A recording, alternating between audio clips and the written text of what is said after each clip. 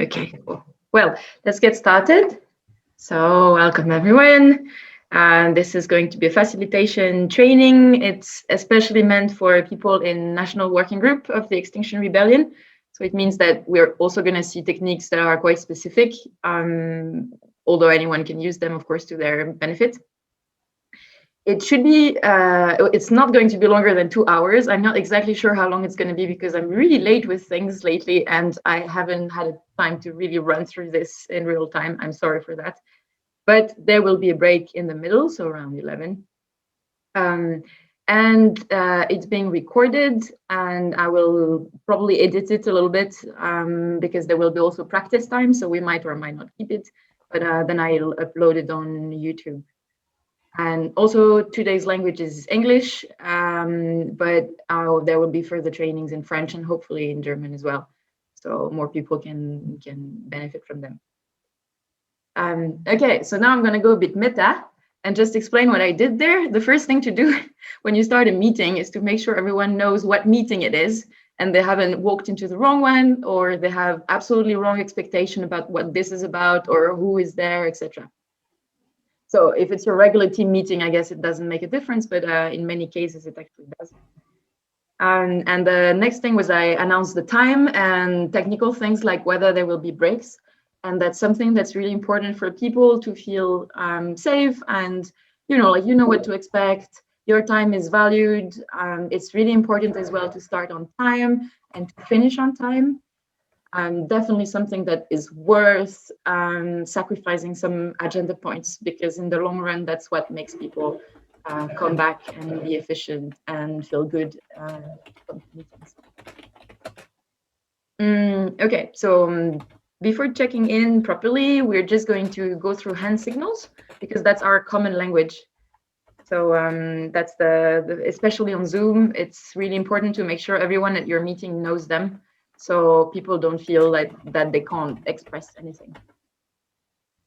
Okay, so hand signals.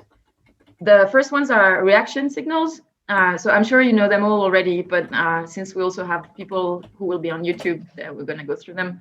But so this shows that you agree with something. And this shows that you're not so okay with something.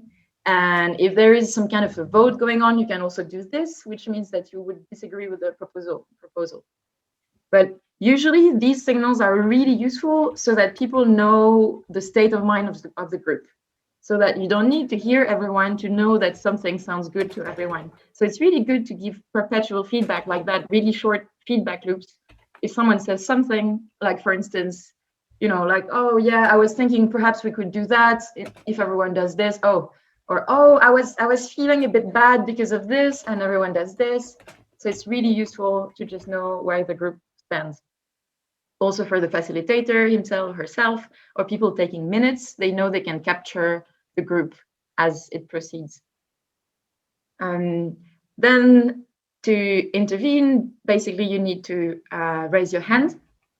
So if you want to talk, you raise one finger. First, you look around on your screen. It's not always easy to see everyone on Zoom, so don't fret. Things work out. It's just a bit more chaotic than in real life. But have a look. If you see already someone has a finger up, you will raise 2 and 3, etc., and 4. But usually you don't want to get in these situations because it's madness. And then things start to be unrelated to one another if it's too long. So we'll see later as a facilitator what you should do about that. There's this hand signal, which means I have a very quick response to give to the person speaking now. And this allows you to jump the stack. But what you are supposed to say is just a factual information, and then you shut up. Like if someone is like, yeah, I was thinking maybe we could take the train, but I'm not sure when it leaves to go to this action, and someone goes like that, clearly the person is going to say it leaves at 10:31. And then the discussion can proceed. Especially for teams that work with people who have different native languages, this signal is if something is getting difficult with the language, and then you can make sure to stop and repeat the thing either slower or with different words or in the different language that the person likes. This one is a C for clarification. This can also allow you to jump the stack, because if someone is not being clear, it's important everyone understands. So the facilitator can decide, please, what's the clarification you need? And then once the speaker has explained, you can go back to the conversation. If you're really confused, you can do that. It's not necessarily considered super polite if you do it too much, because the person feels that they're really not being clear, but it's also a very obvious gesture, so it's definitely useful too. Two more things that, well, one thing that may allow you to jump the stack is P for proposition. So especially if the conversation is sort of being bogged down and it's important that at some point a proposition comes up, the facilitator might decide to be like, okay, so we're going to stop the conversation right now and hear this proposition and then go from them. And finally, the one that trumps them all is T for technical. So you get to jump the whole stack, because this could be the building on fire, or this could be, we have only 5 minutes left actually. So anything technical that really needs to be said external to the conversation is technical. Is there any question? Am I forgetting one that you use sometimes? All good? Cool. Okay, so now that we have a common language, we can do a check-in. And check-ins at the beginning of meetings have a clear function, which is basically to let people leave the rest of their day behind and really ground themselves. And it's a sacred space where everyone has the control of what they share. So that's why you cannot interrupt, you cannot reply, you cannot even say, I'm sorry for what happened to you. It's a very safe space, because you know no one will react to what you say, so you only say what you want to say. So if you want to announce something terrible, like my grandmother just died, you can do that, and you know you won't have to sit through remarks, but you wanted people to know. Or if you want to announce a good piece of news or anything. But today we're gonna keep it also a little bit short. So what we're gonna do is everyone's gonna say their name, their role in the rebellion, and also what you're hoping for in this meeting, what you're expecting from this meeting. I'm gonna start. I'm Anaïs. I'm coordinator of the media team. And I'm expecting from this meeting that I don't get confused and I'm clear enough, because yeah, I was a bit late preparing. I'm sorry about that. And I pass on to Marcus. Yes, hi. My name is Marcus. I'm from Zurich. I'm doing Twitter for XR Switzerland and XR Zurich. I really like this kind of learning meetings. It's always, that's a great thing for me to do something. Yes, and I hope that the repression that is growing from the cities and the police against our type of rebels isn't going too harsh in the near future. That's just because what we saw in Zurich this week. So I hope it will be okay. And I'll pass on to Cinzia. Bonjour, je suis Cinzia, je suis dans le groupe Média National et aussi à Genève. Je vais bien et j'attends de cette réunion de comprendre certains aspects des réunions qui sont un peu plus compliqués pour la facilitation. Par exemple, quand il y a des décisions complexes à prendre, ou quand il peut y avoir des conflits, comment on gère ça. Et je passe la parole à Nikoko. Hi everyone. Sorry, I'm eating an orange. But it's the last quarter, so it's okay. I'm feeling good. I'm from the self-organizing system team, national team. And I'm just woke up like 15 minutes ago, so that's why I'm eating. And I'm here to understand some new thing I haven't understood yet about moderation. This is something I'm practicing since 2 years now, but I've never followed any trainings about this. So maybe it can be useful. And I pass the speak to Cécile. Hello, I'm Cécile. I'm coordinator of the Outreach and Mobilization working group, and I'm fine, and I'm expecting to become more confident in facilitating meetings, because I find myself doing it quite a lot also in my local group. And yes. And I pass on to Andreas. Good morning, and I'm feeling good, fine. I'm a member of the media messaging national team there for the website. What I expect is since I joined XR, I'm quite astonished about that meetings can actually be quite efficient despite some chaos, but this happens in other groups as well. And I would like to learn this just for me personal, because I think it's a good instrument, but also I hope that the website team may grow, and then probably some facilitation is necessary, and it's probably good if I'm able to do that at least in the beginning. Yeah, that's me. Cool. Thanks, everyone. So today we're going to go through some bases, but basically it could be a 2-week-long workshop because there is so much. Myself, I'm still learning a lot. I've just happened to have had a lot of quite extreme facilitation experiences over the last 2 years. So I feel that I've learned quite a lot in a short time, and I can share at least the bases. And so I hope this will make you confident to really get started. And then over the months and years, you will become amazing facilitators.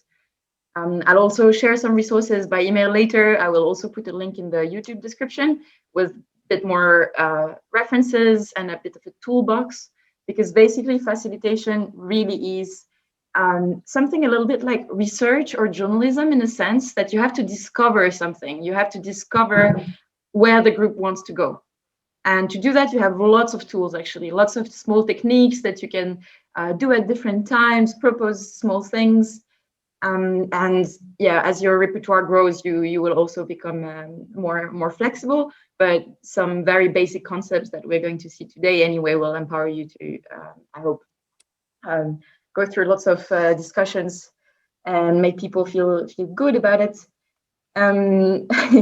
Maybe we can start by just having a quick round about your worst memories in meetings in your life. It doesn't have to be XR. So we're going to do, right now I'm also going meta. I'm asking you to come up with something that you haven't prepared. So we're going to take just 10 minutes in silence, and then you share something. It's okay if you only had great experiences, then we're happy for you. So no pressure to come up with a horrible nightmare. So let's just take 10 seconds and then start. Worst memories in meetings. What's the worst?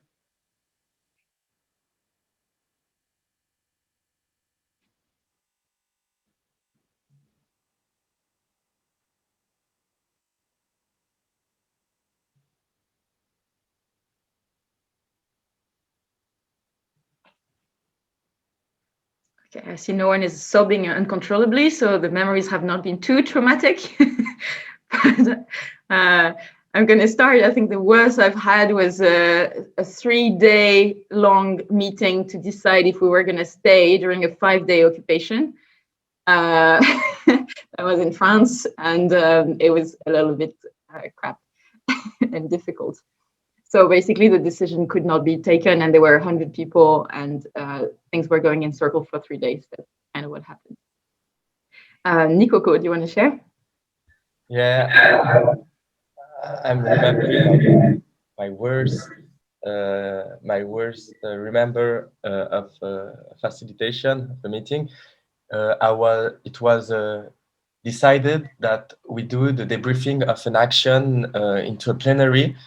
So that was basically the worst idea that someone could take.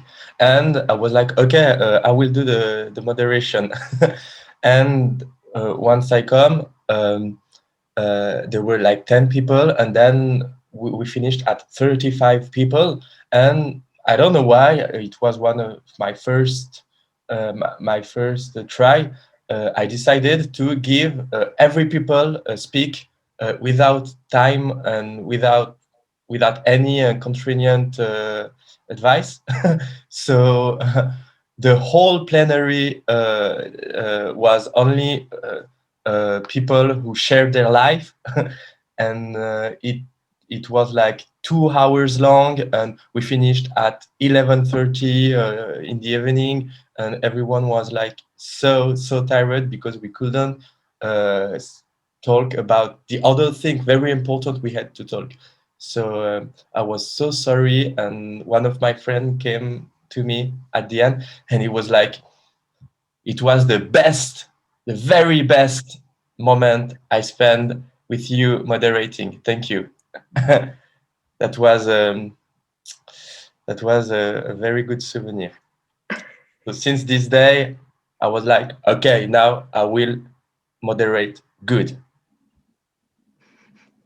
Thank you. Cinzia, do you want to take it away? I pass it to sorry.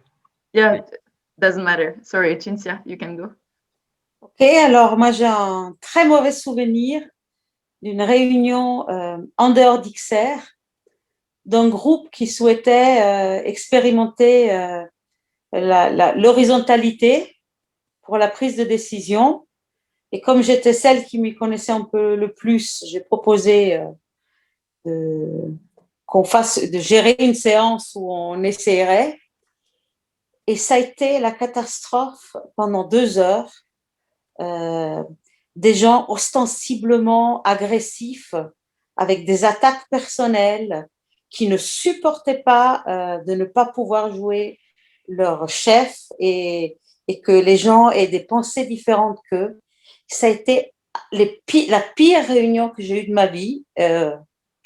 Heureusement qu'il y avait quelques personnes qui me soutenaient. La seule satisfaction, c'est qu'à la fin, alors le groupe s'est disloqué, c'est pas là la satisfaction, mais qu'au bout du bout, ils ont quand même décidé de faire de l'horizontalité, et ma commune actuelle est gérée par ce groupe qui fonctionne à l'horizontalité, malgré cette expérience atroce pour moi. Voilà, je passe la parole à Marcus.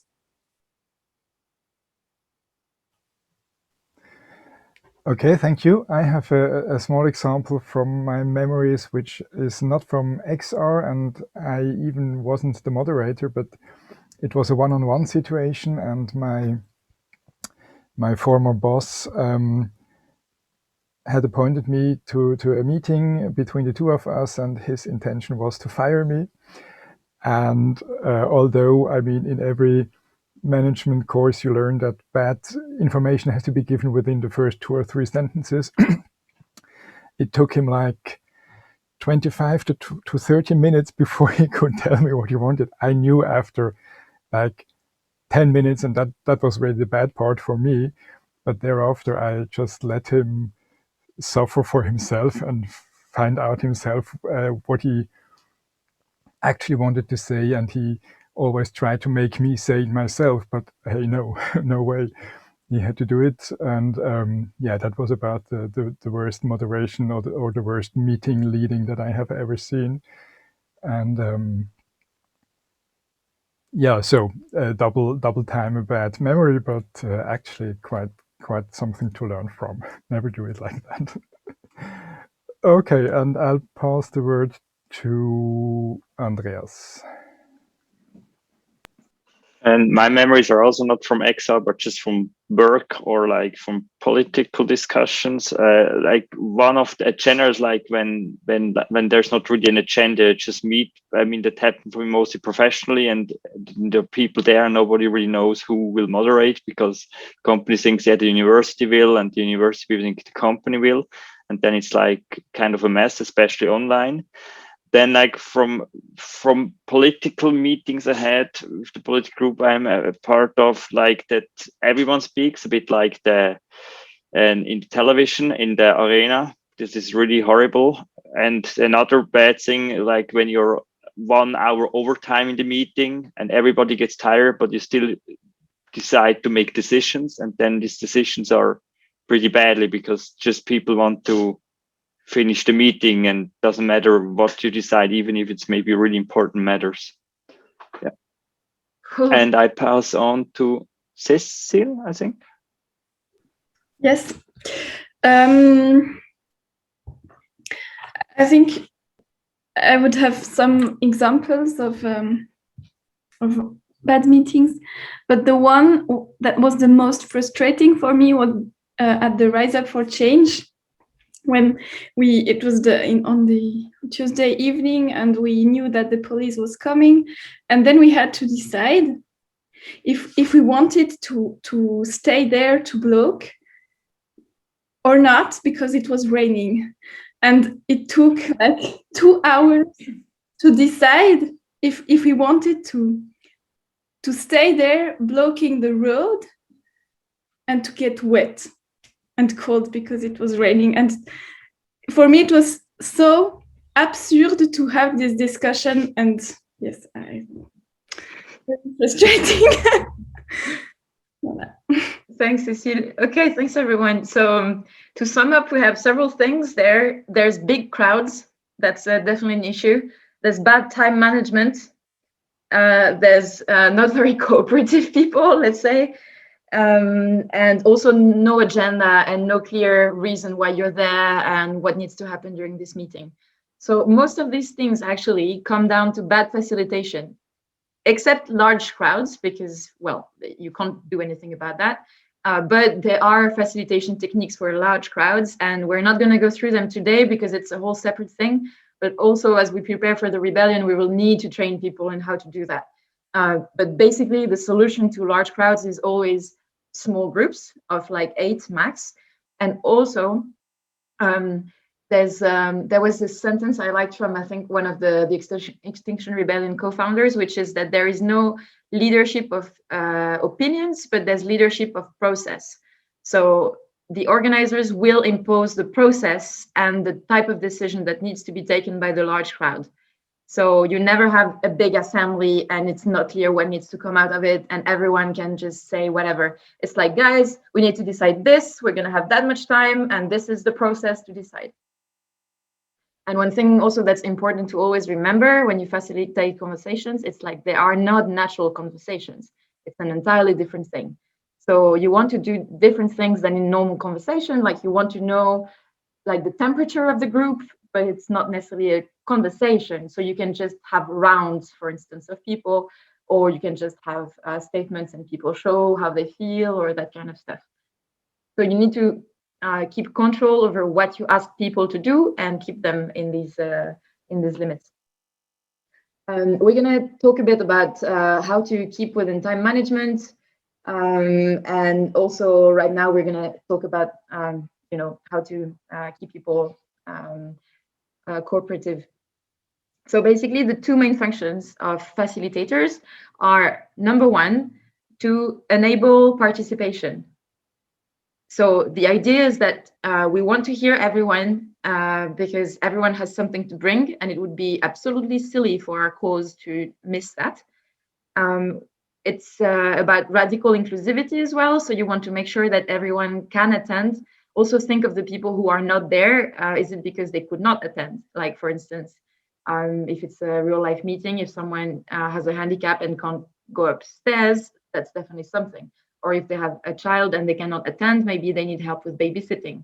Or maybe we would need someone to help them with the technological side of things to get onto Zoom. So it's things that are good to think about also. If you have a recurring role as a facilitator, that would be part of your job too. Okay, definitely to enable participation, you need to respect people's time and therefore be efficient. Being efficient is a great way to enable people to participate because not everyone has time to sit through endless meetings and it's very easy to get discouraged. So the more efficient, the more people will come to the meeting and the more the whole group will benefit from collective intelligence in a good setting. And the second, so enabling participation was the first goal of facilitation. And the second one is to enable the group to come to the most optimal decision it is capable of in the shortest amount of time. So here again, it boils down to efficiency. We don't have much time for anything regarding the climate and ecological crisis and organizing a rebellion. But in general, also, a lot of decisions take way too much time compared to their importance. So definitely one key aspect of how we do things in the Extinction Rebellion is this principle of, okay, is it good enough for now? Is it safe enough to try? And if the answer is yes on both accounts, then just go ahead with the proposal, go ahead with the decision. It can always be revisited later if something turns out to go wrong. So we are not there to find the best ever solution. There are a few decisions that are incredibly important and that you can take time for, and therefore it's going to be a longer process, not just one meeting. So within meetings, the decisions we take, the idea is that they should not be horrible. They should be at least mediocre, but mediocre is fine after all. And they can actually be excellent because you do have a lot of people's brains to tap into.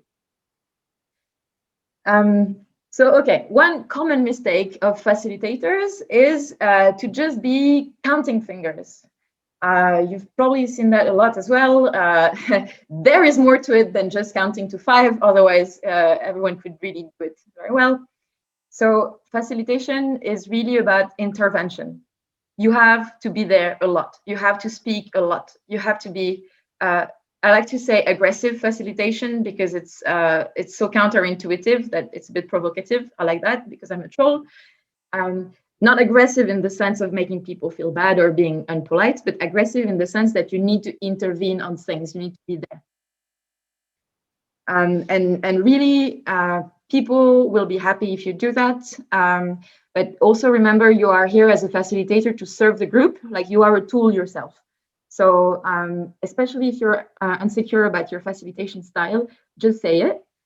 Be very open about it and request feedback at the end or halfway. So it's okay. You can try things. You can say, okay, today I'm going to try to be very present.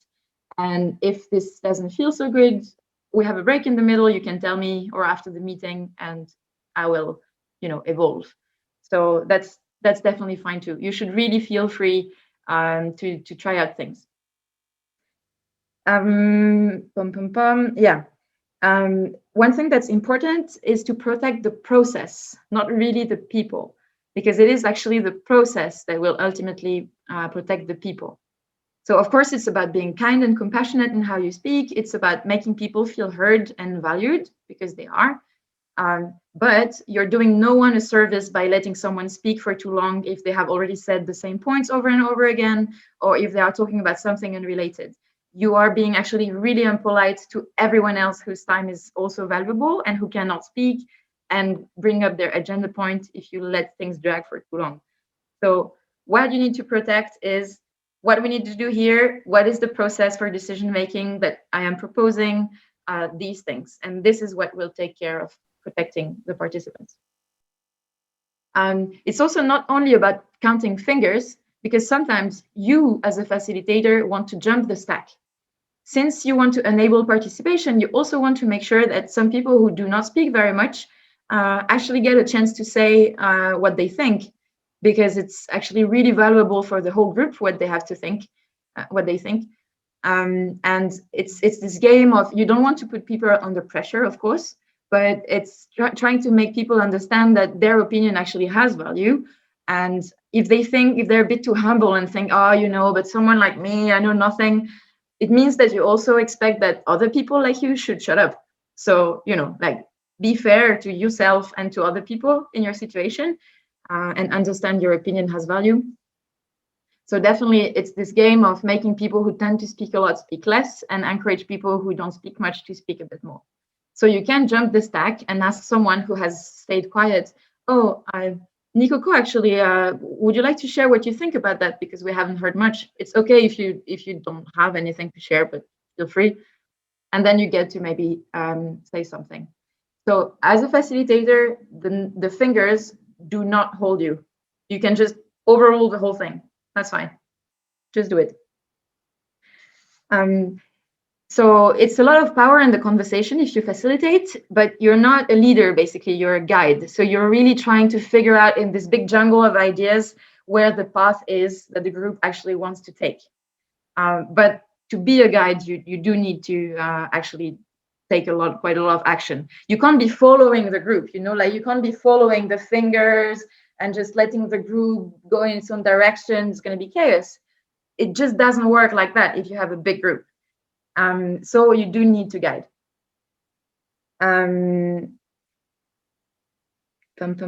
Yeah, and also one thing that's important to realize is that meetings are not the place where work is done. Meetings are there to coordinate things, request information, make sure information is passed, come with decisions where you actually need everyone on board, get feedback. But the actual work, like working on the details, implementing the plan, etc., this will belong to people in roles or in subgroups. So whenever things get a bit too technical and people are discussing points of detail that are actually like their job, their work, you can just stop it and say, okay, so we've all agreed on the most important thing right now, and for the details, you will figure it out. We trust you, or maybe you can go with that person and you do it outside of the meeting. Right.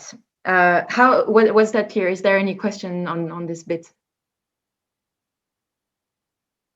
Yeah, Nikoko? Yes, I'm just trying to remember my question. Yeah, you were saying that we have to protect the process, exactly, and the process will protect people. Is it? Mm-hmm. Okay, so it was just to write, and then you said the common mistake is to be counting on the fingers. What does it mean?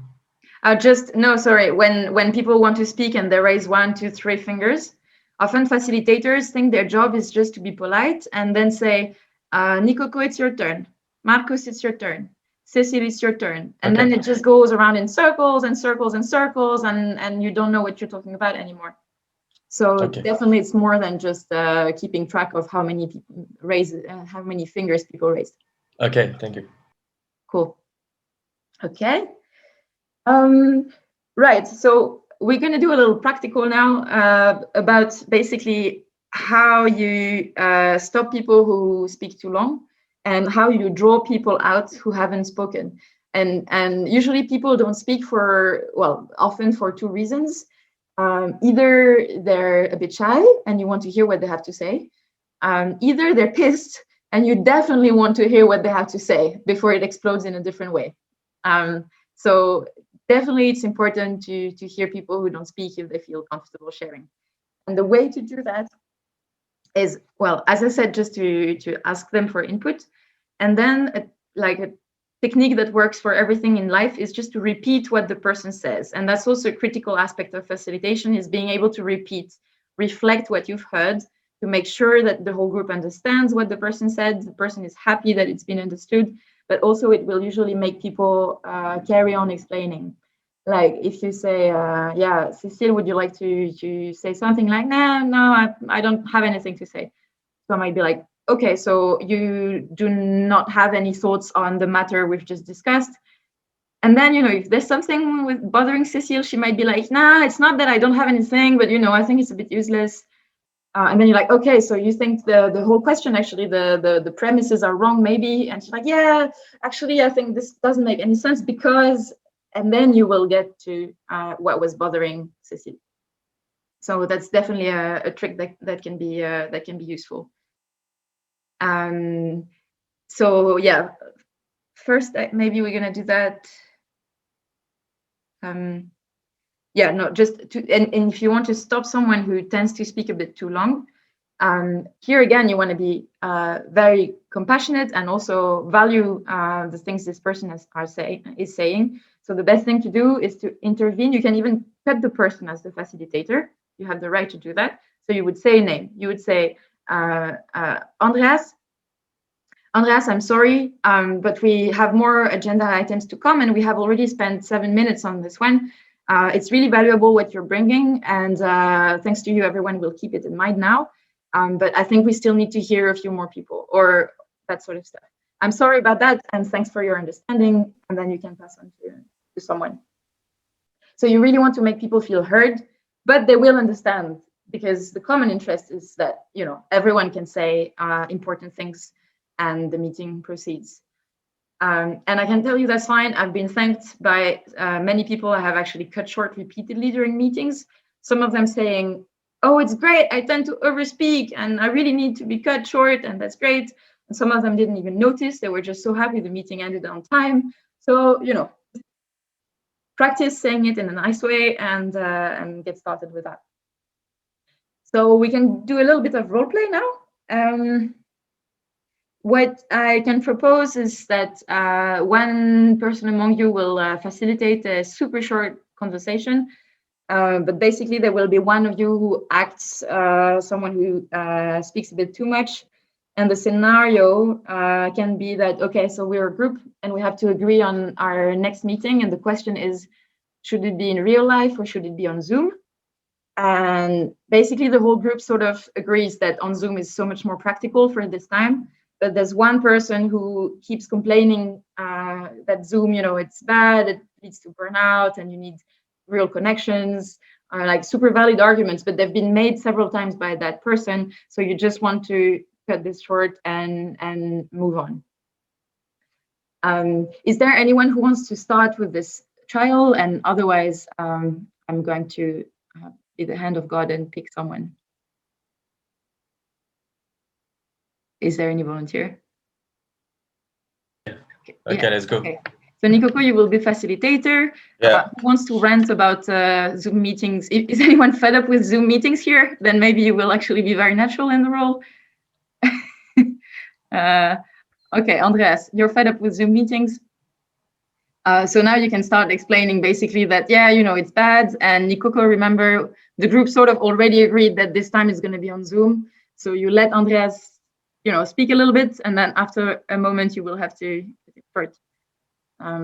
Okay, so that's good. So Andreas, you can, you know, raise your hand. Nikoko, tell him to start, and you go. Yeah, Andrea. I'm quite tired with all this whole Zoom. I mean, I'm now in home office for more than 1 year, and we have only Zoom meetings. And for me, XR is really a place where we care about people. And when we have here also again Zoom meetings, it's just like, I think we really need this connection.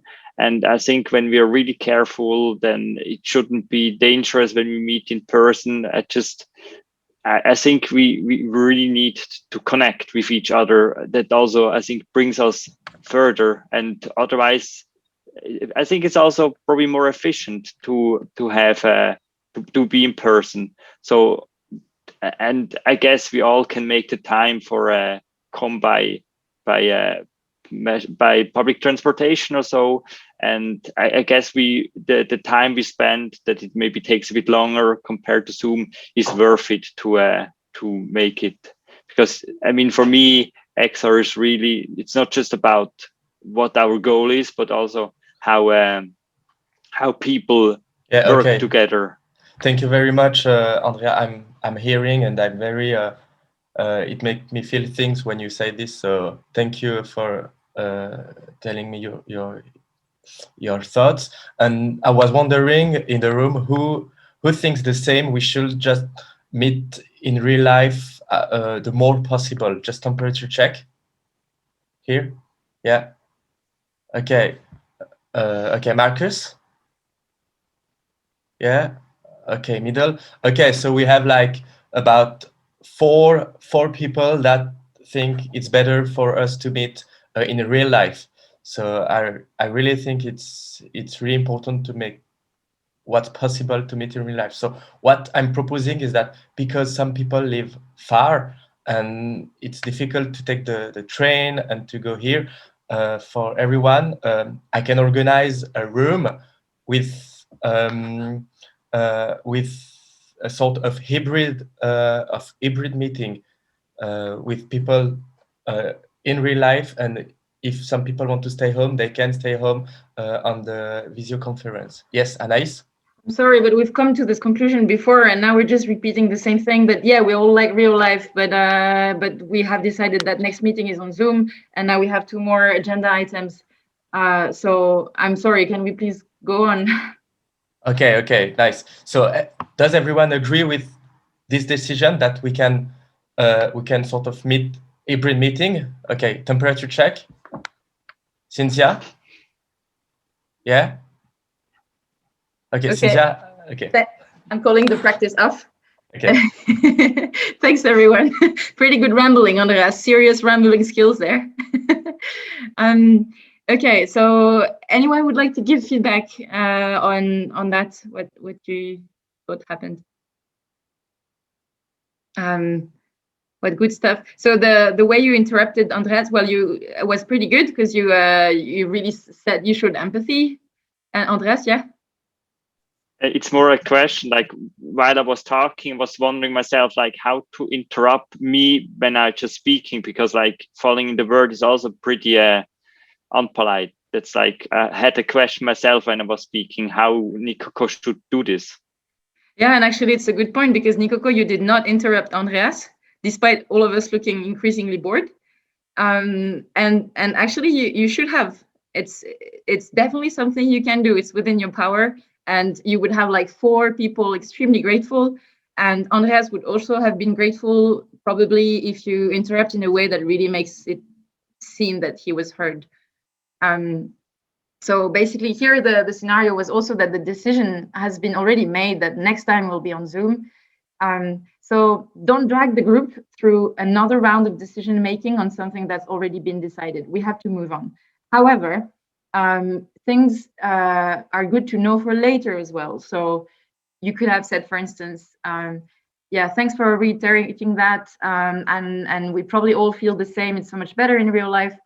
So we will all keep it in mind for the next times. But for this decision, it's been done already. It's going to be Zoom. And now we move on to the next item. So definitely do not drag people into one more decision or temperature check if it's been done before. And I think you really need to practice barging into the conversation, like interrupting. Andreas, do you want to start ranting again? I'm going to interrupt you. I can try, and the story is a bit out, but I try. And yeah, I feel really we should do this in real life. I'm now doing home office since ages. Can't even remember when I was the last time in the office. And now at XR again. I mean, where I feel like we do care about how we interact with each other compared to my daily business. And Andreas, yes. I'm sorry. I'm really sorry to interrupt. But we've been through that already.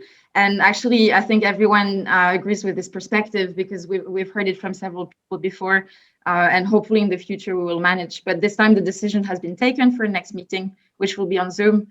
And fingers crossed, the next ones will be in real life. I'm sorry, but we are going to move to the next agenda point. Thanks a lot. So next point is, so to interrupt someone, you just say their name with a smile several times. You apologize and you reflect what they said and the fact that it's been heard before, and then you keep going. Okay, next practical is the opposite. If there's someone who's clearly pissed but doesn't say it, so who would like to facilitate this one? Is there a volunteer for that? Andreas?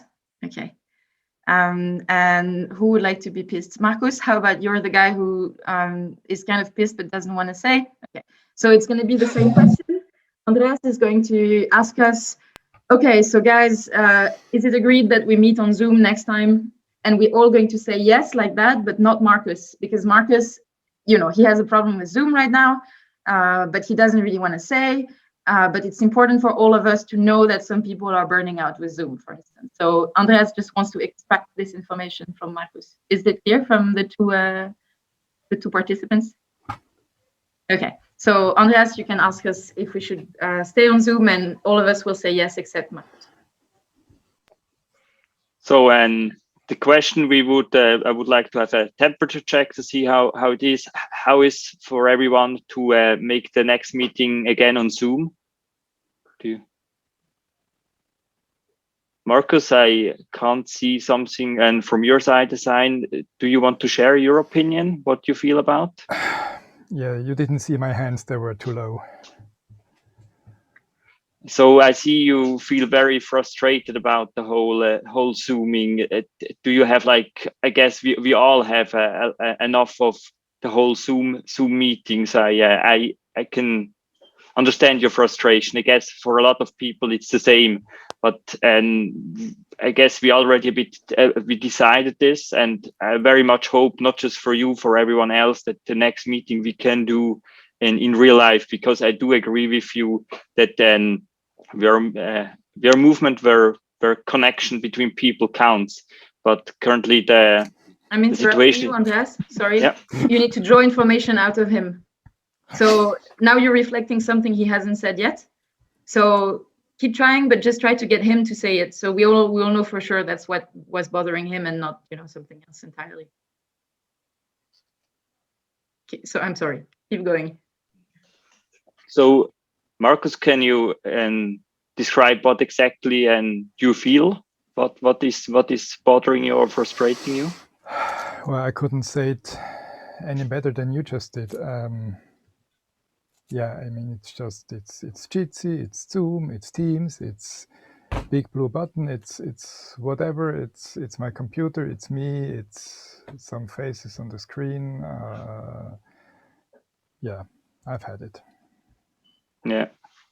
Yeah, as I said, I can very well understand you. Unfortunately, the situation currently doesn't allow us to do it, and we should then respect the science, as we always say it. But yeah, I very much hope that the next meeting we can do in real life.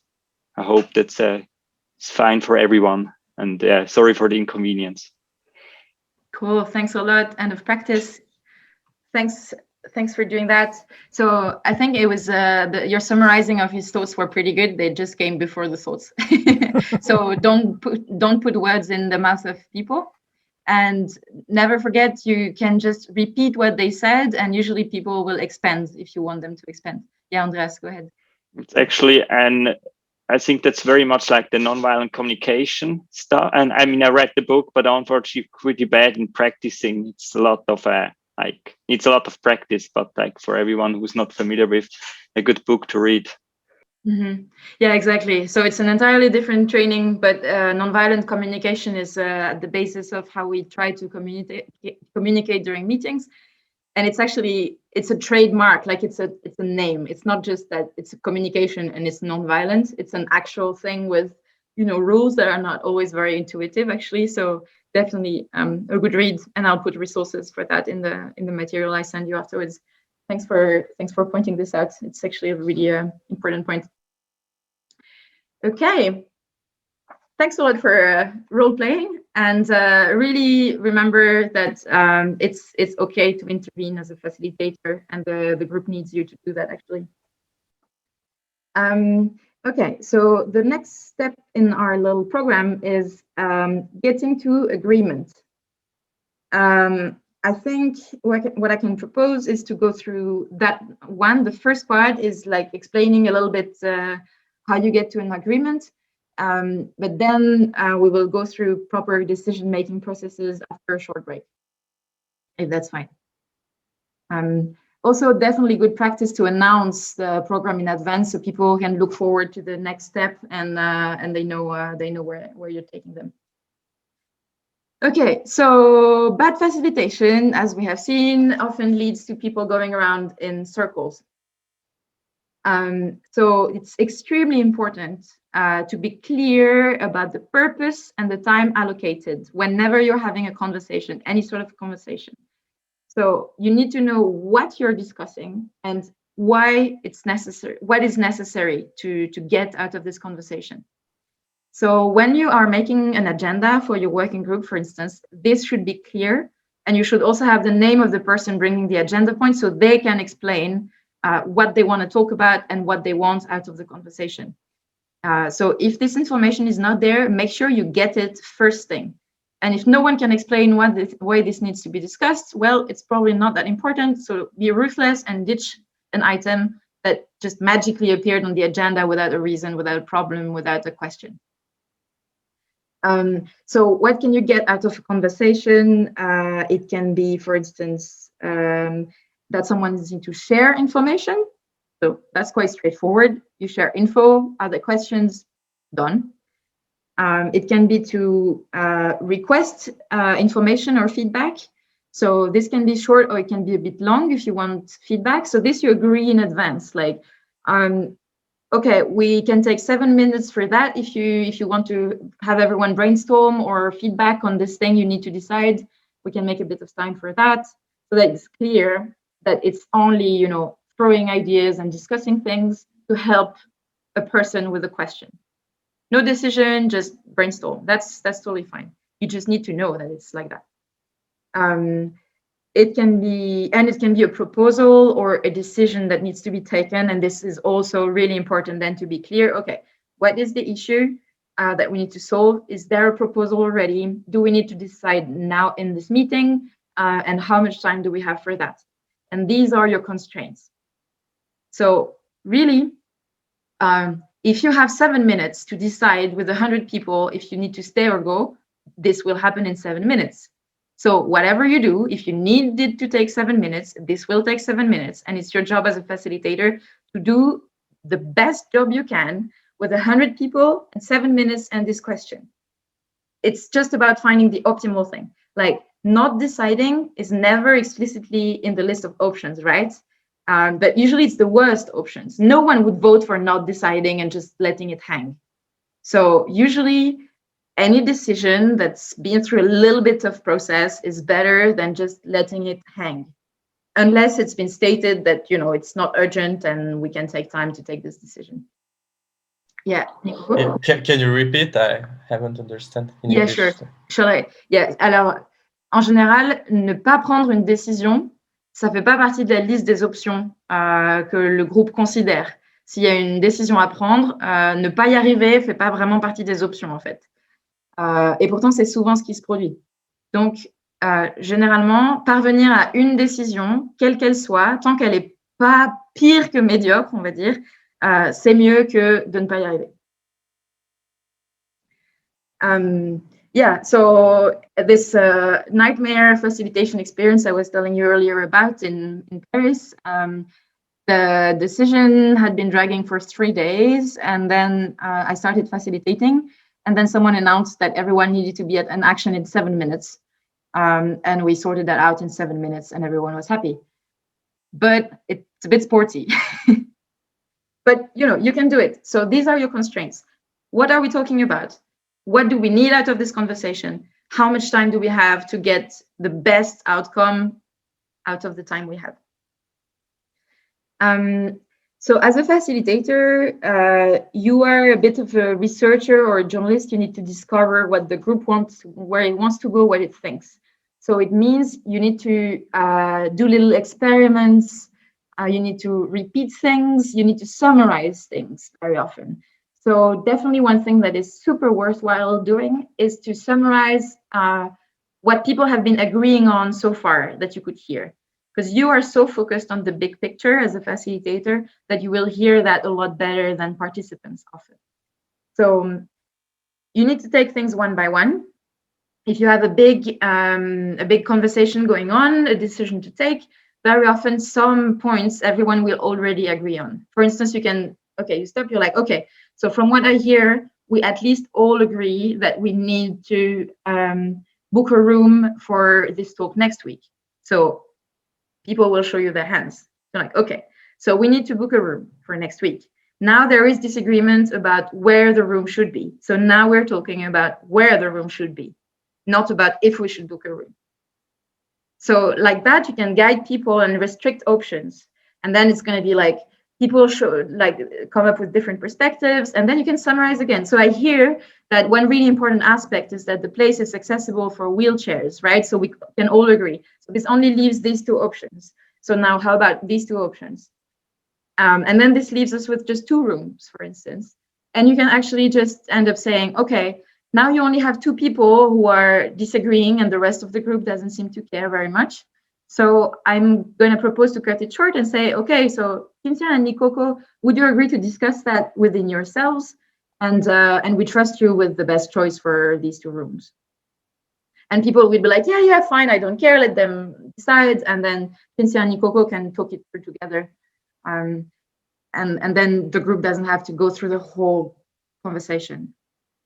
So did you see, what you do? You sort of channel the conversation. It's a bit like a tree. You remove some side branches, you find the best path. And for the last little twigs, you don't need everyone to agree. So you just delegate it to someone or two people. Also, very often people, when you realize that the disagreement is between only 2 or 3 people and the others don't seem to care, the best thing to do is that these 3 people talk about it themselves because they care. They have different opinions. So the others will trust them to find the way. They don't care anymore. And also, people tend to show more ego in meetings with a bit of an audience. That's normal human behavior. But if it's only 2 or 3 of you, even if you disagree, usually it's a very easy conversation. So that's definitely things you can do.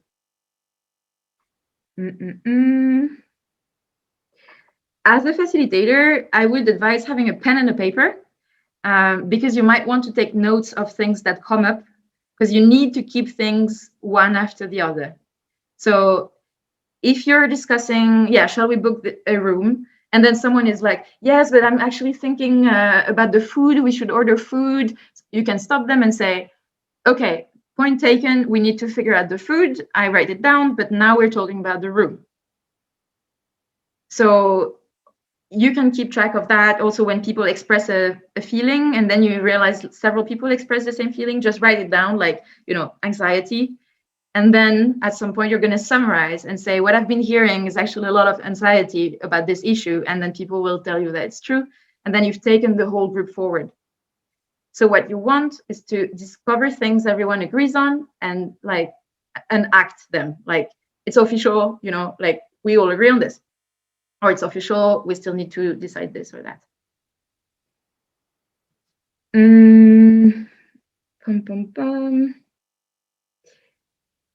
Is there any question about that part? Do you guys feel that you will grow the confidence to actually do that and just summarize and that kind of stuff? Yeah, that's pretty good. Andreas? And I have a question regarding when you want decision making with bigger groups, do you want to, especially when you don't have much time, do you split the groups into subgroups that they come up, or how do you do it? Like with 100 people in 7 minutes in France, it seems impossible. Yeah, I can actually answer this question with the next part. And then after the break, we're going to go through different types of decision-making processes in more detail. But what I did in France is actually, before solving a problem, you need to understand it. And there's actually research showing that people come up with better decisions if first they make time to only explore the problems and not come up with ideas to solve it.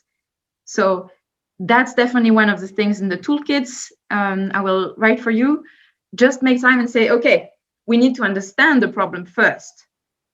And then you brainstorm, you choose how you want to do it. Maybe you want to have a round where everyone says something a bit different. And then you actually collected a lot of really cool insights that are unrelated. Or you let people brainstorm, but then, they might start discussing small points and getting stuck in corners. So maybe a round is actually quite good to see it from a lot of different perspectives. And then you write it all down. And really the task is, do not try to come up with solutions. If someone suddenly is like, oh, wait, I accidentally stumbled upon something, great, you write it down, but do not discuss it. And so what we did in France was that, so the facilitation had just been useless because people had just been saying, you speak for literally 3 days.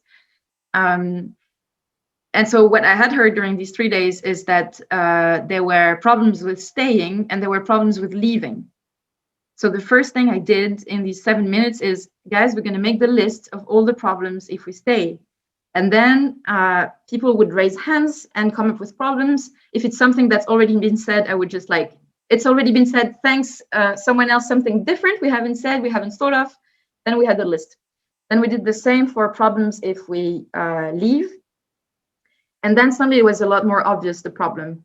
And then the solution actually became some people can leave and some people can stay with different conditions. And we agreed that in that case, the Extinction Rebellion would remove themselves from the occupation because the concern was that it would degenerate. But that the people who wanted to stay were creating a new action consensus, not be the XR, but keep staying there, which was actually a really valuable thing to try. So everyone's interests were served. And also we did delegate. So the people who wanted to stay, they were going to make a group, discuss if they could think of a good way to stay. If they couldn't, it's okay, they could still call it off. But if they could find a good way, they would implement it. So everyone who wanted to leave could leave. Everyone was feeling safer because the XR would not be involved in this difficult stage. And the people who wanted to stay had total autonomy now to decide on how to do this. So yeah, exploring the problem is definitely important. And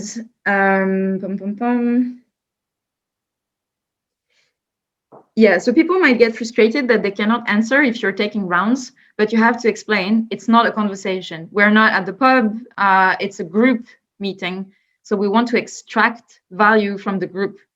It's a different process. So the best way to extract value sometimes is just to say very unrelated things one by one, and then together you'll have a big picture that you will summarize as a facilitator. Does that make sense? Cool. Okay. So after the break, we're going to see different ways of taking decisions on proposals. There's just one thing I first want to say about what happens if you have several proposals, because that's definitely one issue.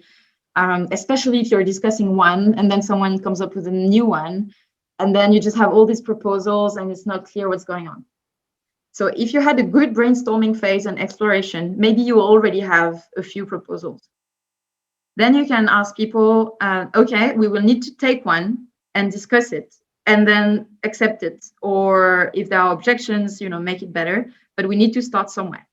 A proposal really is a gift because it's a starting point. You get nowhere if you don't have a starting point. Even if it's a shit starting point, this will get you to a good landing place. So if you have several proposals already, you can just do a temperature check to know with which one to start. For instance, do you want number 1? Do you want number 2? Do you want number 3? It always helps when you facilitate to have a board in real life behind you, or to write down on a shared screen too. So everyone knows, okay, proposal 1, 2, 3, okay, it's clear. And then you will pick one, and then this proposal will be discussed. And then the idea is that we need a decision. And if the decision was not good after a few weeks, we will go through another cycle, but we need a decision. So this proposal is where we start. And if people really insist and want to come up with a different proposal, you can say, it's allowed. No, so now we're discussing proposal 1. If we agree on proposal 1, you can raise another tension afterwards and say, I think this there is a better proposal and I'm going to explain it. And then people will just vote on this question, like decide on this question. Do we want to drop proposal 1 to have a look at proposal 2? So what this does is that even if proposal 2 is mildly better, you might, for efficiency, stick with proposal 1. But if it's a lot better, you can still drop proposal 1. But you cannot discuss several proposals at the same time. And the last thing on that is that if it's a super, super important issue, and you actually have some time to discuss it well, then it's a different type of rules. It's not something that you have to figure out during a meeting. During the meeting, you need to get something that is good enough for now and safe enough to try. And you cannot have several proposals at the same time. You need to either go through them all and choose one to get started and try to make it better, or you agree on one, and if really someone isn't happy and did not really manage to make the first proposal good enough, they can propose it. But in general, the way we work is that it's not about preferences. It's about, is it good enough for now? Is it safe enough to try? And if you had a better idea you preferred, never mind. Cécile. Yes, I'm not sure to having understood everything. So what you said is that if we have several proposals, we can decide on with which one we want to start. But then is the idea to go through all the proposal, or if the first one is good enough, we see this proposal. Exactly. So when you brainstorm, you will generate choices, so different proposals that might look a lot like each other or not. And you need a place to start, and the place needs to end up being good enough. So you can, just use temperature check to start somewhere. And then if there are no objections to this proposal, it means it's good enough. So you actually don't need to carry on. Maybe another one would have been better, but we don't have 10 hours. However, if it's something super important, like what's the date of the rebellion, clearly you want to take more time and do more different processes, have a week where people can talk and comment and think. So it's a different situation. But for most meetings, we just want to reach a decision, move forward, and it's a short feedback loop, right? You try something, you learn, you adjust, you learn, but you cannot learn from something you haven't tried. So you cannot learn from something you only talk about. So you need to start somewhere. That's the philosophy. Cool. Okay, we're gonna take a 5 minutes break. And then we are left only with how to take decisions, the different ways, and then just go through the structure of an Extinction Rebellion meeting with like the minutes and everything. See you at 16 no, at let's say 16 past. See you at 16 past.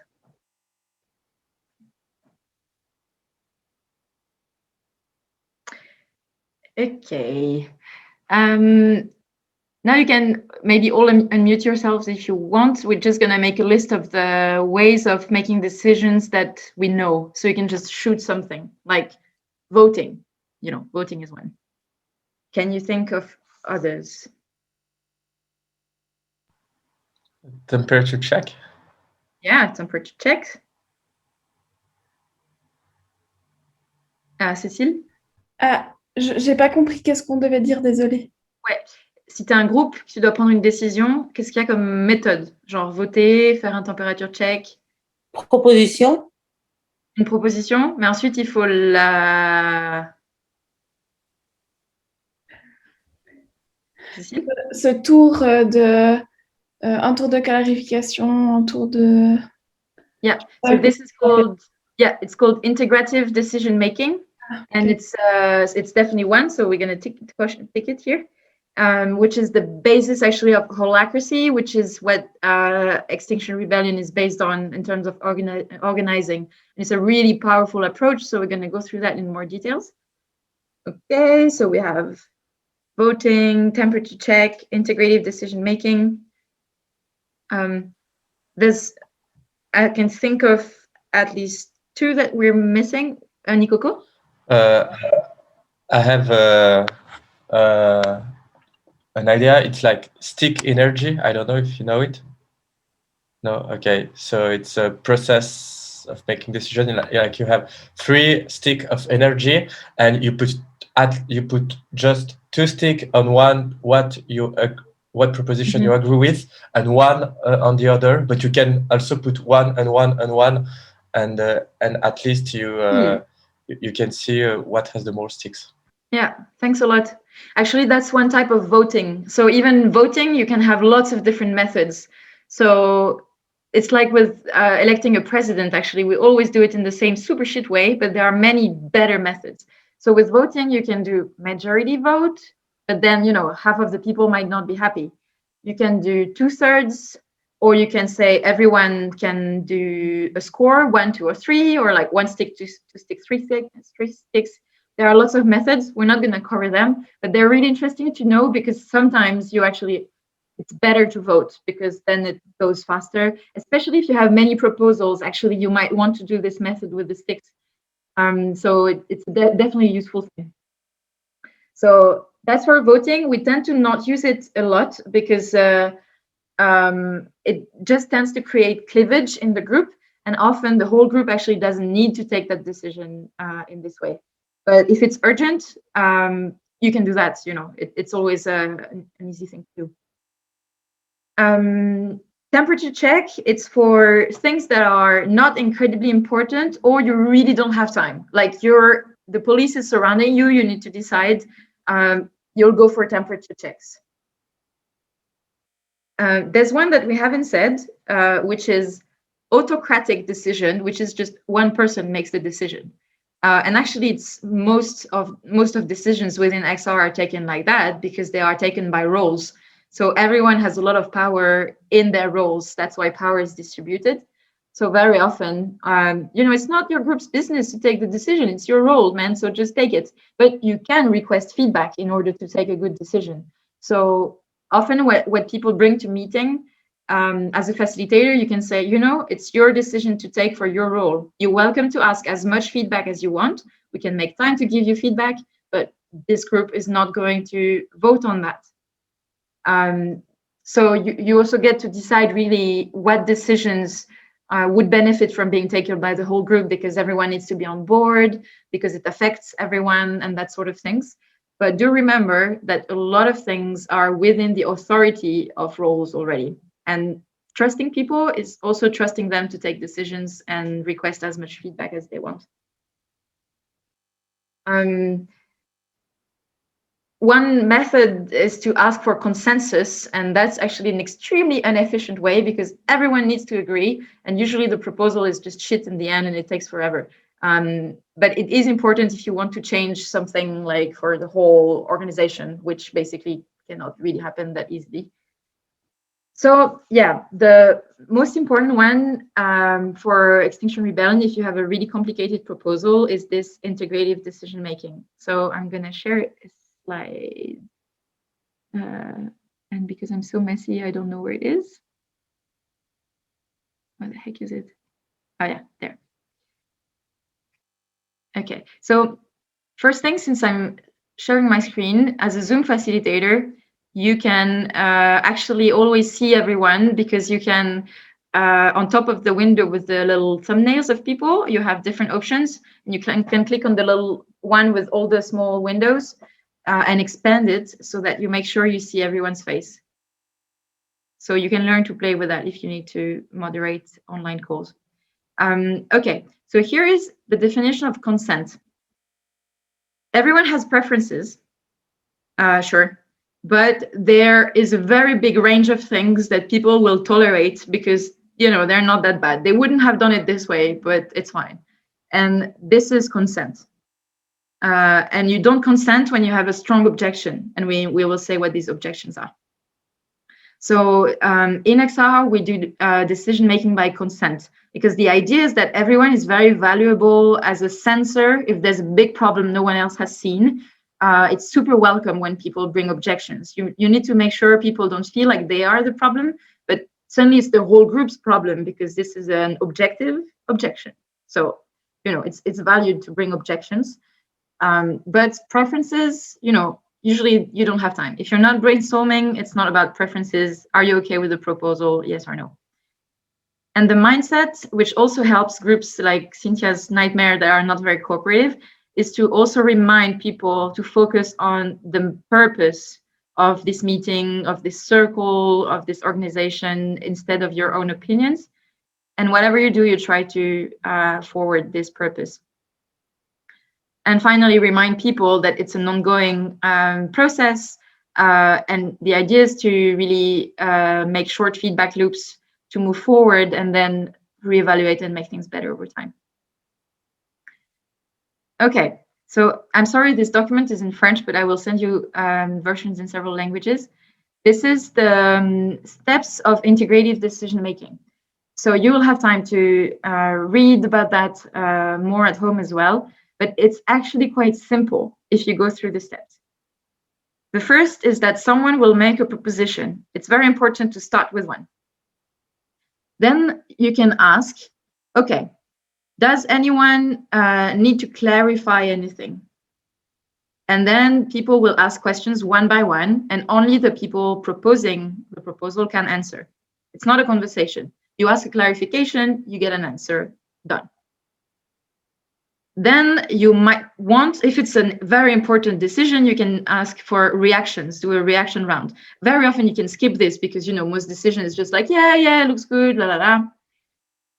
So if things came up here, things that were not clear, people who reacted in ways that were not very positive, the person making the proposal can summarize again the proposal, incorporating some elements of what they've heard. And once all of that has been done, basically you arrive at the objection round. And this is one by one, people can say if they have an objection, you write them down quickly in a few words, and then you will go through them and see if the proposal can be changed so the objections are lifted. Now, what's an objection? Basically, there's also here a little algorithm to figure out what's an objection. Objection here again, it's not a preference. It answers the questions. I think this will cause our team harm or the movement harm. That's really important. It's about, is it gonna cause harm? It's not an objection to say just, yeah, it's not that good. Who cares? You know, we need something. So, okay, do you think it's going to cause harm? You ask the person with the objection. They say yes. Then you ask, is it really this proposition that will cause harm, or did the harm already exist? Because often, like, if the movement is a chaos, you can't blame one proposition to make it chaotic, right? You already have this big chaos, so it's a different question, actually. So is the proposal creating this harm, or did it already exist? And if it's yes, it's the proposal. Then the next question is, are you sure this harm is going to happen? Do you have data? Have you seen it happen before? Or is it just a gut feeling? And then depending on that, you will take a different decision. If the person is sure it's going to happen, then it's a very valid objection and the whole group needs to figure it out. And if it's just, I think it will happen, then the next question is it, okay, but is it safe enough to try? If we say in 2 weeks, for instance, you monitor the thing you thought was going to happen and you tell us if it happened, and then we can stop and we can change or we can, you know, remove this proposal. So really the idea here is to make sure that the only objections that are left are the ones that really will cause harm, and the whole group can start talking about them. It's very objective. It's not just a feeling. Often objections are based on fear, and it's really important because people are often onto something, but then you want to know, okay, we can try, we see what happens. If it's not a big disaster, we can try. And then we'll see and we'll know and we learn and we grow, etc. So that was a bit fast, but it's actually really clear on these documents. Now, do you have questions about this process? Nikoko. Yeah, I heard about this process is good. It's very efficient, but it can be long to take a decision with this. So is there any way that we can take decision quicker? I think it really boils down to facilitation. I've never seen it take it so long, actually. Okay. Because yes, that's what I'm sorry. Yeah, as a facilitator, remember, you always know how long you have to take that decision. Mm-hmm. It's also okay to say, look, clearly we need to think more about it and it's not urgent. So people will talk about it this week, gather more data, like the three of you talk more about it and we figure out next week. Okay. So if you see that the data is not there to decide and it's not urgent, postpone. But if it needs to be taken in very few minutes, it will be, and it's here again optimal. It can't be perfect, but it's optimal. Cécile? Okay. Oui, ma question c'était de savoir si c'est cette technique-là de prise de décision qui est à prioriser tout le temps en fait, ou s'il y a des situations particulières dans lesquelles on utilise ça et des situations où on fait autrement. So, no, it depends. There are all kinds of decisions the group need to take, and very often, as I said, it's your role, you figure it out, or just, you know, people are happy, yeah. So I think it's a priority technique for things that are really important and that are about the whole group, and that you need to make sure you don't get them horribly wrong. But for these cases, yes, it's definitely what to prioritize. And it's actually, all this is also explained, as you've all read, I hope, the Constitution of Extinction Rebellion. In it, there is a tab for meetings. Actually, no, it's not there. So this tells you how to run meetings, but in the ways of working, which is the other fundamental document that everyone taking part in the national structure will have to read, there is how to run efficient meetings. And there is something, crap, where is it? It's in one of these two documents, I'm sorry. I don't know them well enough, it seems. Anyway, there's a tab with how to take decisions. Yes, 4 options for decision makings. It's in the Constitution, actually. And here you have, again, when a role has a mandate, temperature check, or the adaptive integrative decision process, which is what I've just described. So you have more documentation also within the Constitution. But as a facilitator, as I said, you can skip some rounds. Like you can just go from the proposal to objections. You can say first, okay, here's the proposal.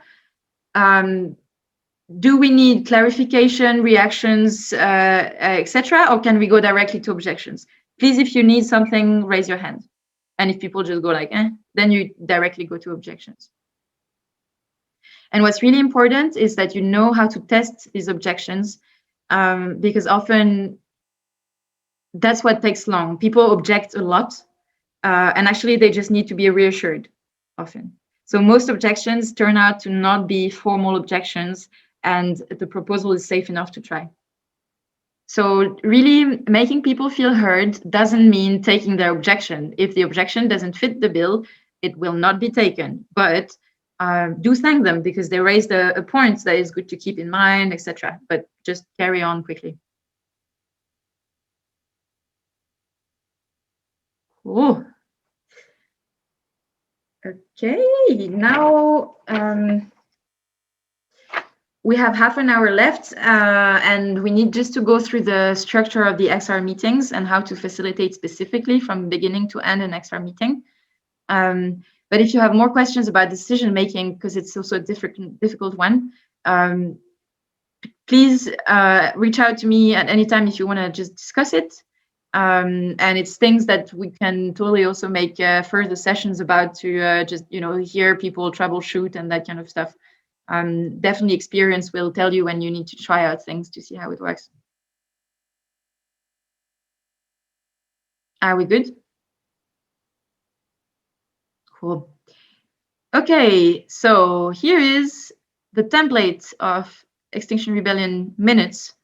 It's not by law that we have to follow this. It's just very easy if every team uses the same structure, because then it's easy to find what you're looking for. Okay, so facilitating is extremely important for a good meeting. It's also extremely important that people learn to facilitate. So I would say for difficult meetings, you want the best facilitator around the table, period. But for smaller parts or for easy meetings, then people who have just started facilitating should do it to learn, etc. But one thing that is good is that it's known in advance who will facilitate, actually, because your facilitation really depends on how much you have on the agenda and how well you understand all these items, actually. So ideally, the person who will set the agenda is also the same person who will facilitate, or you work together, or you have a look before and you start planning, 15 minutes before how you're going to facilitate. Nico, go. Can you repeat, please? Oh, sorry. Am I speaking too fast? No, this is because I'm not so good in English, but if you just repeat about the agenda in French, it's okay. Donc, la personne qui facilite, idéalement, c'est la même qui a aidé à faire l'agenda, ou elle a parlé avec la personne qui a fait l'agenda, ou en tout cas, 10-15 minutes avant la réunion, il faut regarder l'agenda pour se préparer à faciliter. Parce que tout dépend de combien il y a de choses, quelle est leur importance, dans quel ordre on les met, et ça, c'est vraiment important. Okay, so sorry. So the person facilitates can order the agenda point, but everyone can add a point before the meeting. Exactly. Okay. Exactly. And also, well, we're going to go through it. So that's the structure. We need to know who is present and who is absent. Also, when decisions are taken, it's important for transparency, but also to keep an eye on people well-being. If someone's been missing, you know, for several times, you need to give them a phone call. That's a regenerative culture, so it's really important. From the start, you need someone who will take minutes.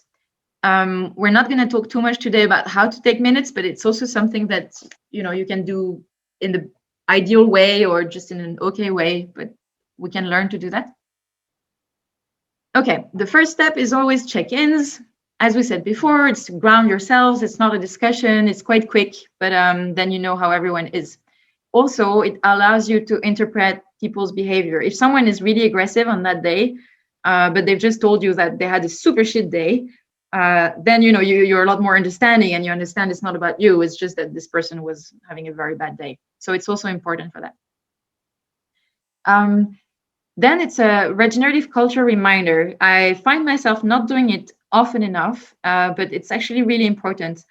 I think for Cinzia, it's also the kind of things that would have made your horrible meeting better. And also you can stop at any time.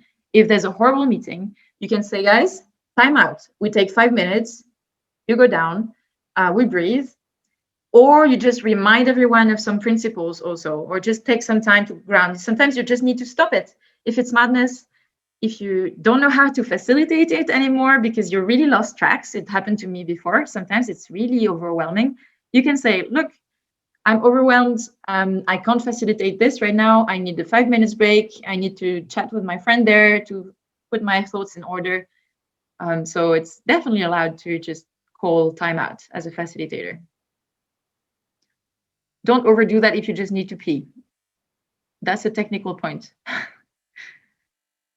Okay, so the regenerative culture reminder is that, okay, calling out is not going to happen during meetings. Calling out means like insulting someone or just like being like, but you always do this, or being aggressive to someone. If you have a problem with someone that is personal, it's for outside the meeting. The meeting is about your role and how your role relates to other roles to build a rebellion. People are encouraged to deal with stuff on the phone or face-to-face directly, not by chat, not by writing. Use conflict resolution processes where needed. So this, we have the regenerative culture team that puts together such processes. So you can reach out to them at any time if there's a problem. It shouldn't be fixed during a meeting. The meeting is too well. That's also an important one. Slow down your yes. So we have finite numbers of hours per day. It's a given. It's the physical world. So if you cannot take more, or if for your well-being you cannot take more, you cannot say yes. It's just physical. So remind people that they really need to know they have time to do something to say yes. Because otherwise it's just a big problem. It can't be done. People were relying on you, but you can't do it. So it's okay. If there's something really important that cannot physically be done, what are you going to do?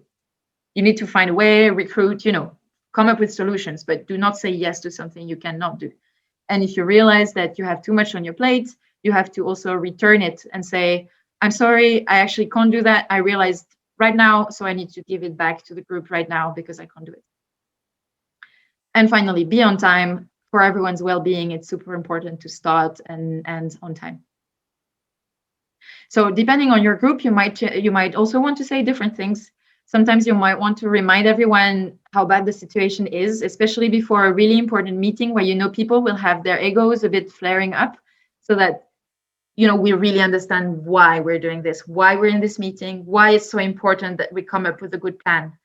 So really, you can be a bit creative and remind people of different things. The ways of working basically are an entire document about that. So you can get inspiration there. Keep it short, but it's an important one.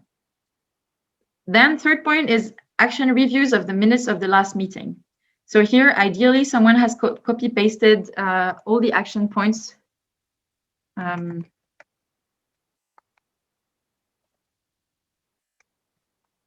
the last meeting. They should be in black. And then you can quickly go through them and strike through if they've been done. Anyway, text. And then if some things have not been done, but they're important, you can also move them to here. So you always keep track of what's been going on. You don't need to go through it item after item. People can just cross them out themselves, basically. It's just to figure out, there's something we've been dragging for 5 weeks and it's still not done, or, that kind of stuff. Then reports from subgroups. So this is not a discussion. The subgroups would just update shortly on things the group needs to know. Don't speak if you don't have anything everyone needs to know, but that's just an update. If when you update, something comes up, oh crap, yeah, actually we needed to discuss this, or someone is like, sorry, it makes me think I need to add something to the agenda. At any time in the meeting, you can add things to the agenda. It also helps keep things on track, one thing after another. If you're talking about something else and someone brings another point, you just have to tell them, shall we put this on the agenda? Yes? Okay. So for instance, Cécile has just brought something. So we add it to the agenda. Okay. Then here comes the proper meat of the meeting, which is the agenda. So you ask everyone, okay, you've built the agenda before. Encourage people to always, add things before the meeting as it comes up during their week. But it's still time to add things right now if there are any more things. And then have a look at the whole agenda. Have a look at everything there is, because you will need to decide how much time goes for what. That's why it helps to have a look beforehand, basically. One thing that's really important is always in the agenda to know who brings a point, because then you can ask Cécile, can you explain what you want with this point and what you want from the meeting? And in the UK, some groups actually use this little code here, where you write a number depending on if it's super critical, we talk about it now, it's important, or it's not urgent. And then the type of thing you need. Is it information? Is it opinion? Is it decision? That kind of stuff. So I'll give you a link to this. You can decide to use that for your working group if that's useful. Otherwise, you can just, I'm getting lost.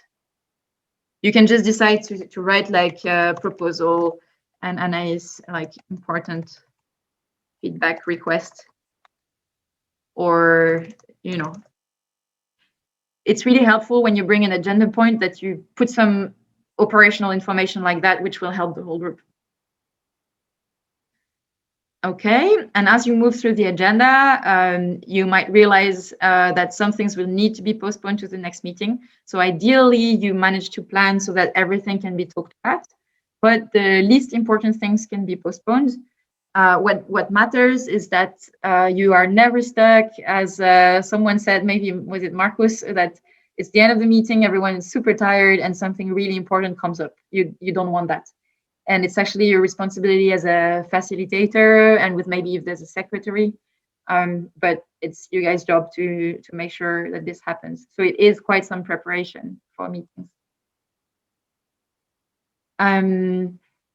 Okay, items postponed. And then next meeting, that's also a really important thing. As much as possible, you should have a date and a link already for the next meeting, because this is what makes sure everyone shows up and you don't have doodles lying around the whole time, and you know exactly who will schedule it. And then the last is just a quick checkout. And this is useful to let people also give feedback on the whole process. Like you can say, oh, I feel this was not very efficient today, or yeah, great job, guys, we've done through so much. So it's also useful for the facilitator. And don't hesitate to ask people specifically for feedback on their facilitation, because it's not you, it's just you're trying your best to be a good tool. So, people should not be judging you. They should be telling you how to become better to serve the group. So allow them to reflect on that with you. Yeah, and the last thing I want to say is that about taking minutes, we try to keep things really short. and especially mainly take action points. That's this AP thing. And you put it in bold so that it sticks out through the text. So for instance, in this point, if Cecile was proposing something and the conclusion is that Andreas will look it up and report, this is written. And do not leave something hanging without an action point. If you don't have someone's name who will do it, no one will do it. So anytime something is agreed upon, make sure the person taking minutes knows. Often you will all see at the same time what's going on, but you can tell them, okay, Cinzia, you're taking the minutes. I think we all agreed on this. Can you write it up? Or, okay, Cinzia, Andreas agrees to do this. Please write it up. So we're sure everything is there. And the last thing that can be a bit tricky sometimes is bystander effect. You know, when so many people are just there and no one wants to move, and so everyone is just staring at each other, like, you know, who will do this? As a facilitator, you need to make sure someone will do this. Otherwise, this whole discussion was useless if there's really an action to be taken. So you need to figure a way. But one thing you can do is to ask someone. Try to put no pressure, but especially try to pair them with someone else. For instance, Marcus, would you mind taking charge of that if someone else would help you? And then Marcus would be like, well, if we're two, yeah. And then you can ask, can someone help Marcus? And this is already much better. Someone else will come because it's only half of the work. And if not, you still say, okay, Cecile, is that okay if you help Marcus? You can say, oh no, my week is crazy. I really won't be able to. It's fine. Yeah, so, you know, as a facilitator, you need to get things to be committed. Okay, I think that's about it. Yeah, and we have now 15 minutes for questions and feedback, and I'm going to stop sharing. Cinzia? You're on mute. Est-ce que tu pourrais aussi expliquer le tableau en haut? Uh-huh. Qu'est-ce qu'on met dedans et à quoi ça sert, s'il te plaît? Ouais. Sorry about that. So some groups do it in the UK, not all, but it's actually part also of the ways of working, I think. This is something you copy paste in your own minutes. So we've done, for instance, for media, but we haven't filled it so much. The idea is to always keep an eye on the projects going on because it's too easy to forget. And then be like, actually, no one did this. Was this a decision or it just fell through? So you can see who did it. And it's also really exciting if you see more projects move to the column that says that they've been completed. It's always pretty good for a group.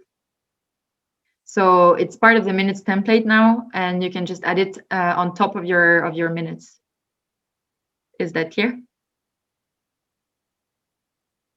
Cool. I'll share all of that by email.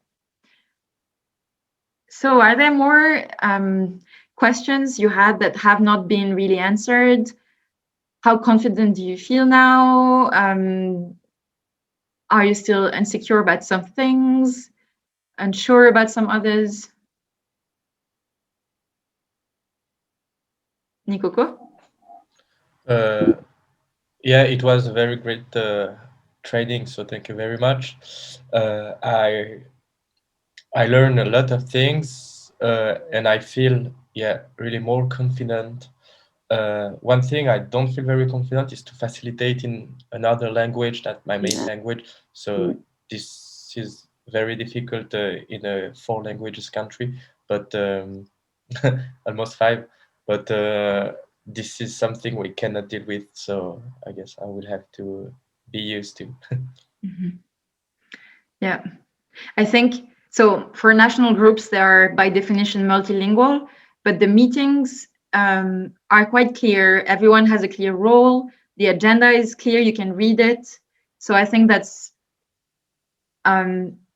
and most of the work is done, you know, yourself or in small groups, in small pairs. So really, if people want to join the national structure that don't speak English or another language, because we picked English in media, for instance, but before in strategy it was French. We just asked what languages people felt the more comfortable with, and it doesn't have to be English at all. It just sometimes it is, sometimes it's not. But yeah, anyone can join because most of the work is done in your own language with someone you can work with easily, and the meetings are just to share info. It's all written afterwards. So with the help of someone, you know, attending a meeting should never be a problem. But indeed, for facilitating, that's definitely something. Yeah. And you should indeed be confident because you need to actually speak a lot. Which brings us to one more thing, which is, in theory, the facilitator should not participate in the conversation because they're neutral. But in practice, like, we can't do that to our own groups. So what I like to do is, if it's a proposal I want to make, I ask someone else to facilitate, for instance. And if I want to just give an opinion, I also raise my hand like everyone. And I will often mention, I'm saying this as myself, or even warn people and say, I'm speaking a lot as a facilitator, so I might have natural authority over you, but please remember that now what I'm saying is just my own shit. So it's quite important, because otherwise you really look like a leader and you're actually just, you know, helping people. So it's important to make it clear. Cécile? Mais justement, par rapport à ce que tu dis, moi je trouve assez difficile de parfois faire la différence entre ce rôle de facilitateur, facilitatrice et de leader, parce que ça peut vite arriver là-dedans. Par exemple, si dans ces groupes de travail, si tu es coordinateur, coordinatrice, que tu fais l'agenda et que du coup c'est toi qui te retrouves souvent à faire la facilitation, ou si tu demandes à une autre personne, les gens ils se sentent pas assez sûrs et tout, et du coup moi ça m'arrive assez souvent aussi dans mon groupe local, et du coup après je me sens hyper mal parce que j'ai l'impression que c'est juste les gens qui viennent et qui m'écoutent parler, proposer des trucs, enfin je trouve hyper difficile quand on n'est pas beaucoup et que et ouais, qu'il n'y a pas cette personne externe. Enfin, puis moi, je me sens souvent assez mal, en fait, de faire ça, parce que j'ai l'impression que... Ouais, que je sais pas, c'est cette question de lead ou de pouvoir, ou je sais pas quoi. Puis, ouais, je sais pas s'il y a des outils pour faire la différence, ou en fait, il faudrait juste qu'il y ait plus de monde qui soit là, je sais pas. Je pense que les outils, c'est des formations comme ça pour que les gens y soient prêts. Propose à des gens de faire la facilitation ensemble, enfin, où la personne le fait et ensuite tu débriefes après. Aussi, idéalement, la facilitatrice serait élue par le groupe comme quelqu'un en qui tout le monde a confiance pour le faire bien. Et c'est le cas aussi de la coordinatrice interne, d'ailleurs, ou externe, je ne sais plus, je me confonds tout le temps. Et donc vraiment, enfin du coup, s'il y a un pouvoir, au moins les gens ont consenti à le donner à quelqu'un. Donc c'est cool, c'est déjà mieux. Et le dernier truc, c'est que je pense qu'il ne faut pas non plus trop avoir peur tout le temps de ce leadership. Il y a un truc que Roger Alla m'a dit une fois que je trouvais vraiment cool, c'était XR is not a leaderless movement, it should be a leaderful movement. So you should have a lot of people who step up and inspire others, and then we can be inspired by, you know, who we want.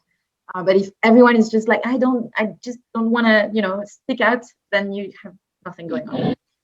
So also don't feel too bad about being a bit like a leader if you're okay with it and people like it.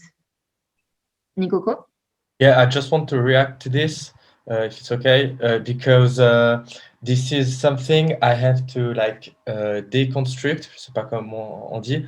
And once I did this, it was very more easier for me to facilitate. Is that we must understand that we have like a power position just right now when we facilitate, but it will not be the rest of the time. And once we know and we conscientize this, we feel more legit to facilitate. And for a long time, I didn't feel very legit to facilitate. And when I used to facilitate, I was like, I was the guy that speaks the less because I was like, okay, we are horizontal, but no, the horizontal is not the absence of power. It's a distributed authority. So this is very different, and we must accept that we have the authority to facilitate just for like 1 or 2 hours, and we feel legit with this. And also, by doing good facilitation, you are allowing people to have their power, because there's nothing worse than a meeting where it's just the loudest who speak most or the most. So as a facilitator, you also make sure, as we said at the beginning, you can skip the stash of hands and go straight to someone who hasn't spoken if you feel maybe they want to share something, for instance. So this person would not get this power if you are not there as a facilitator to take it from someone else. So it's extremely important you understand you are an algorithm, you are a process, you can get better. But the idea is that the process that you are implementing distributes power. And just, take feedback. If people have issues with your facilitation style, that's just fine. You're going to learn together and refine the tool, that is.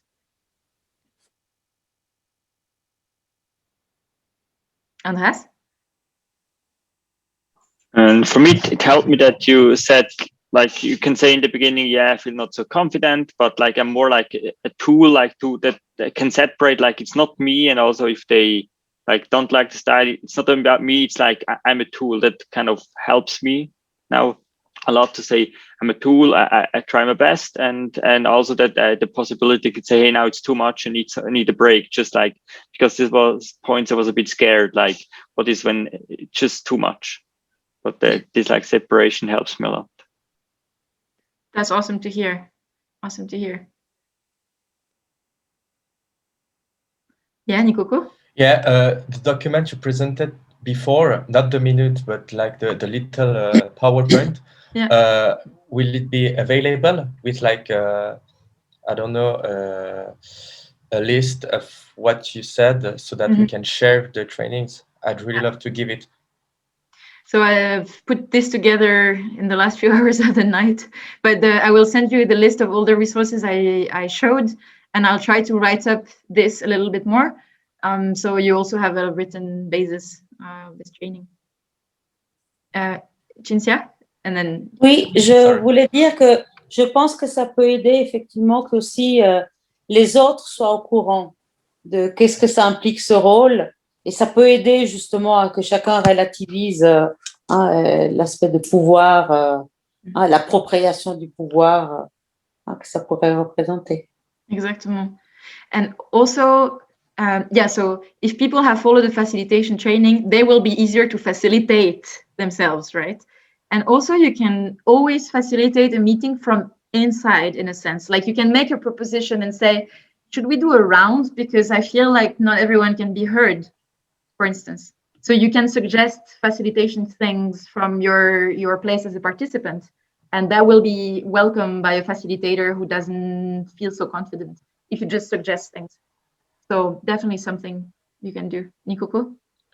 Yeah, and just an information for everyone as a SOS member team, you can find all this information about minutes and how to facilitate on the Mattermost SOS info channel. So don't hesitate to go check.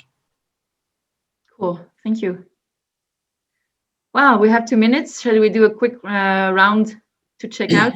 And if you have any more questions, just write to me. You will have my email address.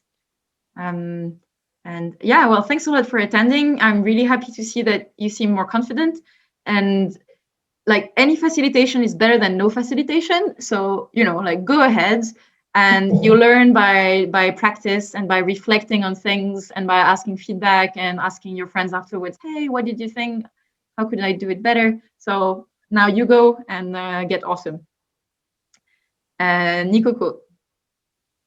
Yeah, so thank you very much for the training. As I said before, it was very, very helpful for me, and I learned a lot of things that maybe I practiced but not so well or differently, and it's very it's very refreshing to have a refresh. So thank you very much Anaïs, and I'm looking forward to give these trainings also in French for my local group. And I pass it to Marcus.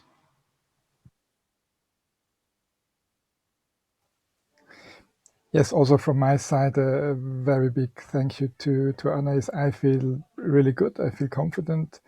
I took some notes in German, which I think would enable me to give this in German as well. I'll have to see whether that will happen.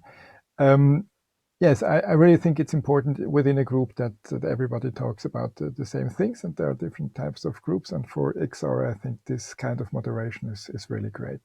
I love it. And I'll pass the word to Cécile. Yes, thank you, Anaïs, for this formation. It was very clear and also very empowering for us, I think. And yes, I will try to implement it and trying to be confident, but I think yes, you just have to practice and being open also to feedback, to hear what people think. And thank you very much. And very j'arrive plus à parler anglais. Vas-y, en français. Hyper impressionnant qu'au début tu disais j'ai pas du tout préparé, mais en fait c'était trop bien. Merci beaucoup.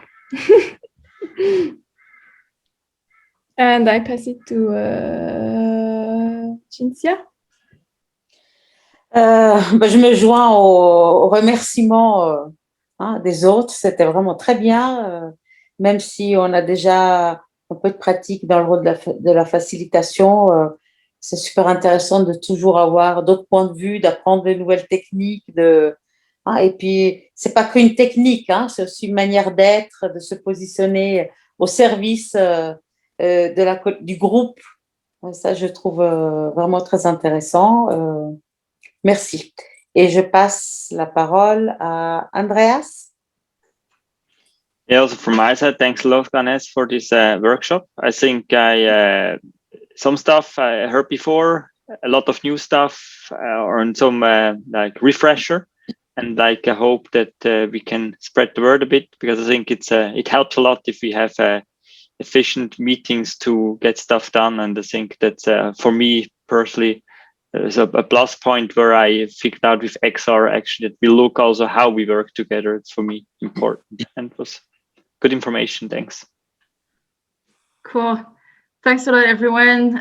Keep spreading the word and empowering more people to do it, especially women, I guess. But now we're a balanced sex ratio, so that's great. Yeah, thanks so much. Everything you do is so important, and I'm looking forward to sitting in various meetings together with you, hopefully also in the middle of the streets, and we have to decide on what to do with this army of cops coming. Can't wait for that. Take care, everyone. Have a good weekend. Thanks so much. Ciao. Tschüss. Bye-bye. Goodbye. Ciao.